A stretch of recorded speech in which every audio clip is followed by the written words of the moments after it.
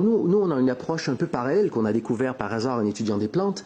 C'est qu'on utilise des plantes qui libèrent vos propres cellules souches de votre propre moelle osseuse. Donc, on augmente le nombre de cellules souches disponibles pour réparer les tissus en utilisant vos propres cellules souches d'une façon naturelle, en fait, de la façon dont le corps le fait naturellement. Alors, est-ce que ça veut dire que ces injections de cellules souches pourraient guérir certaines pathologies lourdes, par exemple ? Ah, tout à fait. Il faut voir qu'il y a énormément de développement qui s'est fait dans le domaine au cours des 10 dernières années et différentes controverses sur les cellules souches embryonnaires. On peut porter ombrage à tout ça, mais il y a plusieurs équipes dans le monde qui utilisent déjà les cellules souches adultes depuis plusieurs années avec des résultats intéressants en termes de infarctus du myocarde, cardiomyopathie générale, diabète, différents problèmes. Mais vous, personnellement, au cours de votre étude, vous avez fait des découvertes majeures et révolutionnaires, peut-être ?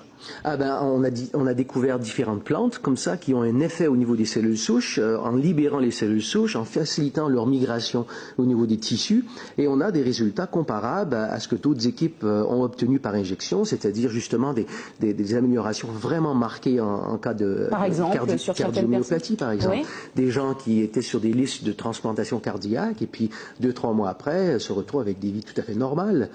Mais alors pourquoi la pharmacopée française a pris autant de temps pour permettre justement une activité économique réelle, comme on l'a dit au mois d'août?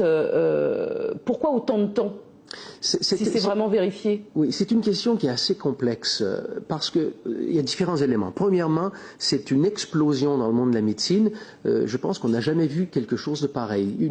La littérature scientifique est tellement prolifique dans ce domaine de recherche que personne n'est vraiment au courant de tout ce qui se fait. Donc plusieurs laboratoires à travers le monde ont développé leur propre protocole et d'autres laboratoires ne sont pas au courant. Donc il y a eu une espèce de confusion, si je peux dire, scientifique. Donc c'est un des éléments.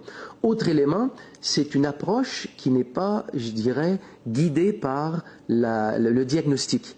C'est pas guidé par un Parkinson ou un Alzheimer ou un diabète, c'est guidé par un phénomène physiologique du rôle des cellules souches dans le corps. Donc du coup, ça rentre pas bien dans la conception médicale traditionnelle. Donc il y a différents éléments qui ont fait en sorte que ça a tardé un peu à démarrer, mais c'est déjà utilisé depuis plusieurs années. Vous organisez une conférence dimanche. Dimanche, ici à Madiana en Martinique et en Guadeloupe samedi, justement sur tous ces sujets.